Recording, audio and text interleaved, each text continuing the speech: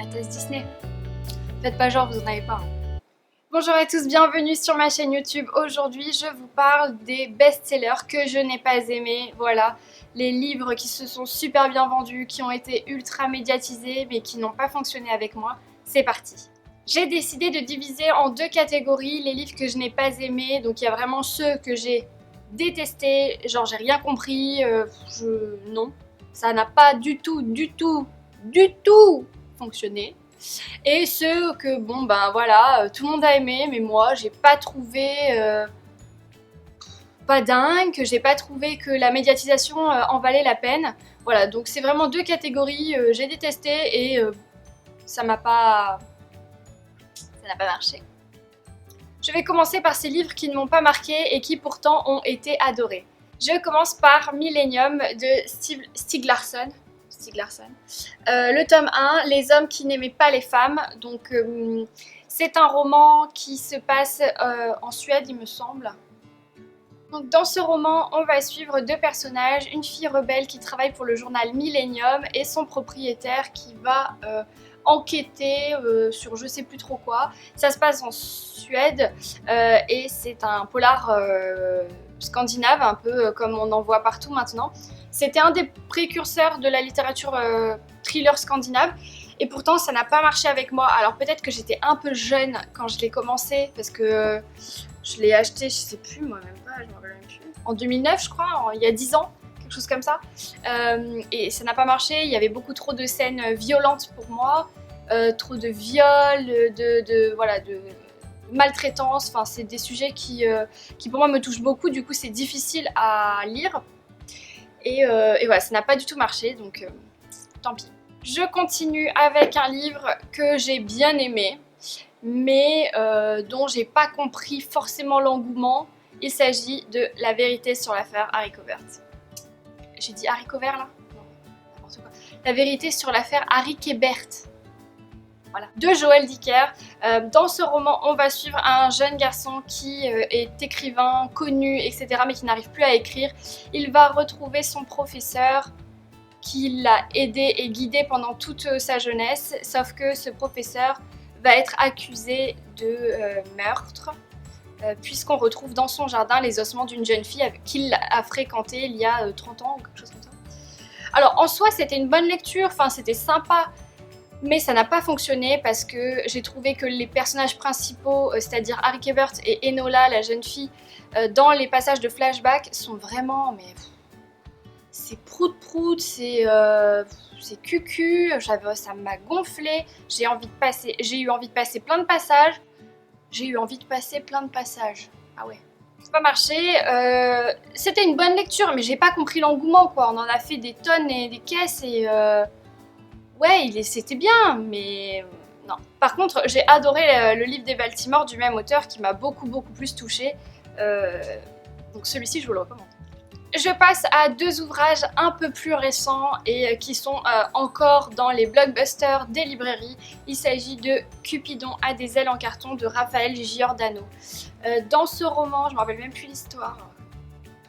Dans ce roman, on va suivre Meredith qui décide de quitter Antoine, son chéri du moment, avec qui tout se passe bien. C'est un idylle, mais justement, ça la fait un petit peu peur et elle a d'abord besoin de se retrouver elle-même, de prendre confiance en elle pour pouvoir se donner à 100% pour cet homme.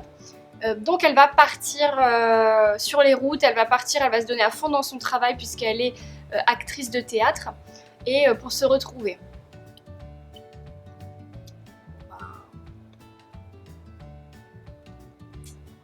Comment vous dire, c'est vraiment un livre que je conseille aux personnes qui ne lisent pas. Donc non mais ça veut dire quelque chose, hein. C'est juste que si vous êtes un lecteur, ça ne va pas marcher. C'est un livre qui est un peu trop cliché, qui est stéréotypé, enfin c'est même pas une romance où on connaît déjà la fin. Non, là c'est plat, il se passe rien, on tourne en rond. Donc voilà, c'est un vrai livre de plage pour les gens qui ne lisent pas de toute l'année et qui veulent un petit feel-good sympathique qui donne confiance en soi. Voilà. Pour les autres, passez votre chemin. Et enfin, je termine pour les livres que j'ai moyennement aimés avec un roman qui vient juste de sortir aux éditions Livres de Poche et qui n'a pas du tout fonctionné avec moi. Il s'agit de Summer de Monica Sabolo. Dans cette histoire, on va suivre Benjamin, un jeune garçon qui vit dans le souvenir de sa sœur disparue, sa sœur qui se serait noyée ou on ne sait pas autour du lac de Genève. On va suivre les souvenirs de Benjamin, ses questionnements, son passé, son présent, les souvenirs de sa sœur, etc., etc. Le synopsis était vraiment pas mal, mais ça s'arrêtait là. Franchement, sur les 280 pages, vous pouvez déjà lire les 50 premières et passer direct aux 50 dernières, parce qu'en soi, le reste, ça n'a pas beaucoup d'intérêt, quoi. Dommage, vraiment dommage. Moi, ça n'a pas marché. Dites-moi en commentaire si ces romans-là, ces romans qui n'ont pas fonctionné avec moi, vous ont marqué, vous les avez aimés. N'hésitez pas, on est là pour discuter et justement échanger sur nos goûts. Et enfin, je termine avec deux ouvrages qui n'ont pas du tout marché avec moi. Alors, j'en ai quand même terminé un sur les deux, puisque à ce moment-là, j'étais partie avec un seul livre en voyage en Chine. Et j'avais que ça à lire, donc forcément je suis allée au bout, puis j'ai persisté. Mais non, ça n'a pas marché. Et donc, il s'agit Belle du Seigneur de Daniel Cohen. C'est même pas ça, c'est Albert Cohen.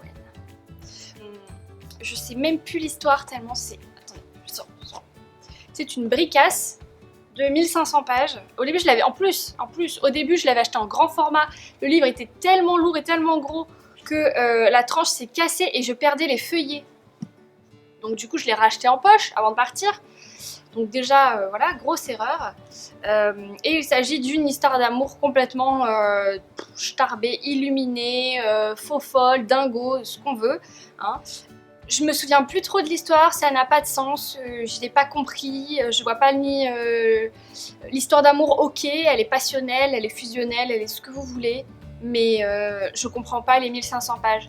Sachant que quand on vous dit que c'est un super livre, on ne vous précise pas que la plupart des passages sont sans ponctuation. Vous pouvez vous taper 40 pages sans une virgule, les gars. Pas de point, pas d'exclamation, pas de tiret, pas de rien. 40 pages. Non. Moi, non. Désolée Albert Cohen, désolée à tous les fans de Belle du Seigneur, parce que je sais qu'il y a beaucoup de gens qui ont adoré ce roman.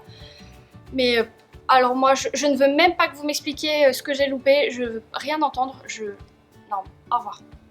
Attendez, je bois un coup avant de finir quand même.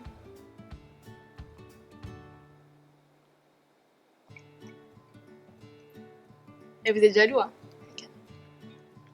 Bon. Et enfin, le dernier roman que je n'ai pas lu, en fait, parce que j'ai lu, je sais pas, 80 pages et j'ai dit non merci, je l'ai refermé et je l'ai posé loin de moi. Il s'agit, de 50 nuances degrés. Ouais. Alors, comme un bon petit mouton que je suis, j'ai acheté ce roman puisque c'était un blockbuster, un best-seller, un number one, un meilleure vente... tout ça.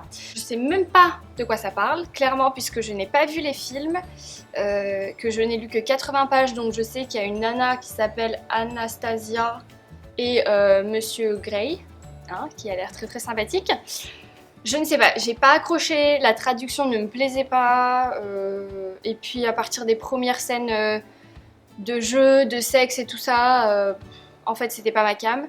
Mais bon, Ellie James, parce qu'elle a quand même un petit peu dérouté, elle a un petit peu relancé le roman érotique, la romance érotique ou le livre érotique, je sais pas dans quelle catégorie je pourrais le classer, mais en tout cas voilà, c'est quand même bien pour toutes les personnes qui étaient un petit peu, qui se cachaient pour lire des romans érotiques, des trucs comme ça, donc ça c'est bien pour ça, mais alors moi ça n'a pas du tout fonctionné. Alors après effectivement c'est pas forcément mon truc de base, mais j'ai pu lire par exemple, attends je vais vous chercher, j'ai mieux aimé ça,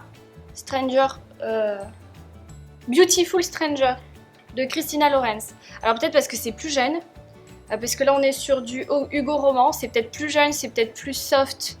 Vous croyez pas que je suis prude, hein, mais voilà, c'est... Hein, je préfère. Voilà mes petits chats, j'espère que cette sélection que je n'ai pas aimée et qui pourtant était des best-sellers vous aura plu et vous aura fait rigoler. En tout cas, si vous avez aimé ou si vous êtes avec moi et que vous n'avez pas aimé ces livres, n'hésitez pas à me laisser des commentaires, des petits likes et à vous abonner, ça fait toujours plaisir. En tout cas, je vous fais de très gros bisous, je vous souhaite de très bonnes lectures et je vous dis ciao.